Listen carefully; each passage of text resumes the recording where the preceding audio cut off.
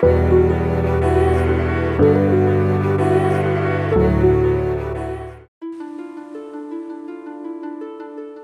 this is Michele Knight. This is the astrological update for Leo for the whole of January 2017.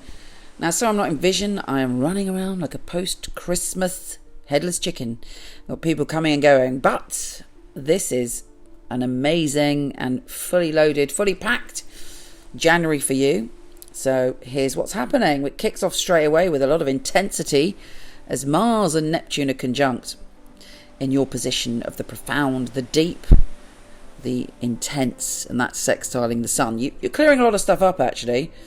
You're going into your issues to do with sexuality and power, and you're able to transform them, heal them, understand them, have a spiritual revelation about them, but it's very, very kind of full on, but strangely beautiful.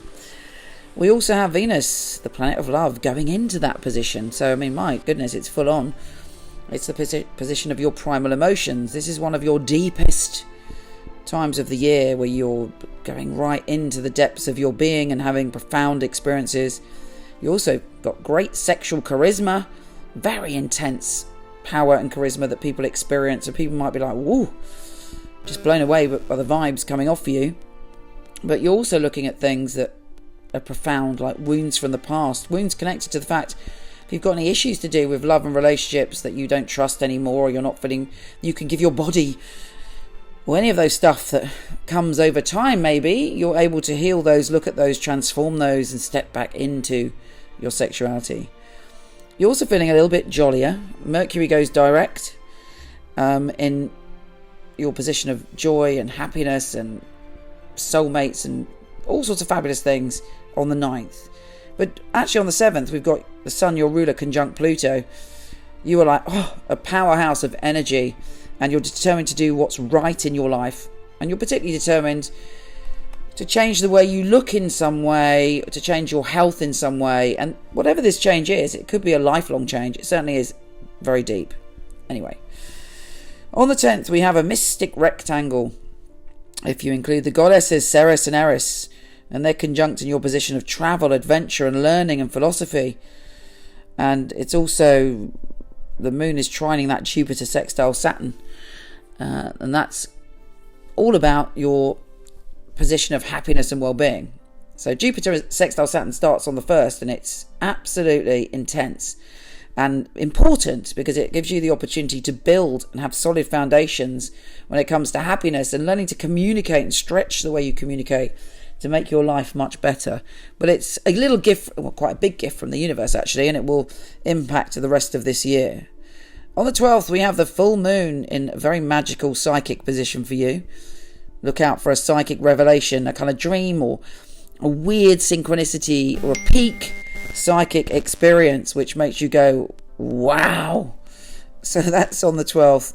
On the 12th is a bit of a, tricky day because there is a Cardinal Grand Cross if you involve Ceres and Eris. So it can be that there's a part of you that wants to expand and grow and adventure and explore, but another part of you is going, that's not practical, you cannot do that. And you're finding your way through, you're finding the right way through, but at the time it might feel tricky, or it may feel that somebody's going, no, your dream is unrealistic, and you're kind of like fighting your corner. Don't get too wrapped up in the struggle. In fact, tune into the full moon for an intuition on how to come through that. Venus and Neptune are conjunct on the 13th. Oh my goodness. You could have, if you got a hot date on that day, wow. If you got a lover, make sure you see him on the 13th. Although I have to say, whatever is the truth in that relationship will come out. But there could be a cosmic, sensual and romantic experience. Or you could meet someone that day that you feel that you've known in 1,000 lifetimes. It's pretty full on. Now Mercury, which is now going direct, thank goodness, on the 13th, is re-entering your position of health and well-being. So you're pretty focused on that. Again, don't be critical of yourself or other people. The Grand Fire Trine on the 14th is great for you because Uranus, Ceres and dear old Eris are conjunct in your position of adventure. And that's trining the moon, the emotional moon in your sign, which is trining Saturn and Juno, conjunct in your position of pleasure. Enough to say, don't let that confuse you. Just put it this way. You should have a great, exciting and thrilling time and you're very energized on that day. Now, your ruler, the Sun, shifts signs on the 20th. It's going into your position of relationships. You're stepping into a time where you're feeling much more confident about relationships, and other people are experiencing you as very attractive and magnetic. But also, the lovely thing about your ruler entering here is that you are willing to compromise, and you want peace and harmony in your relationships, and you're willing to allow that balance in. Now, the new moon on the 28th is also giving you a new start when it comes to relationships. There may be an ending, there may be a beginning, but whatever happens, it's the beginning of a new cycle. Incidentally, it's also the Chinese New Year of the red fire rooster. Now, the rooster is quite a feisty bird, so, we're all in for quite a fiery year. Now, Mars, planet of action, is going into your position of adventure. Don't be reckless, don't do anything reckless, don't go snowboarding in a pair of flip-flops, but do stretch yourself. You have the energy to go on an adventure. You're fearless, and as I say, don't be too fearless, but have a good time with that fiery, passionate energy there.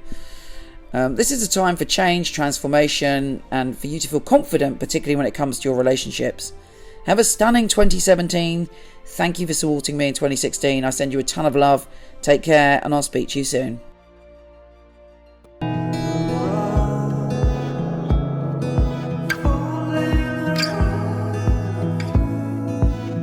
I'd love to say a really big thank you to everybody that voted for me in the Soul and Spirit Awards.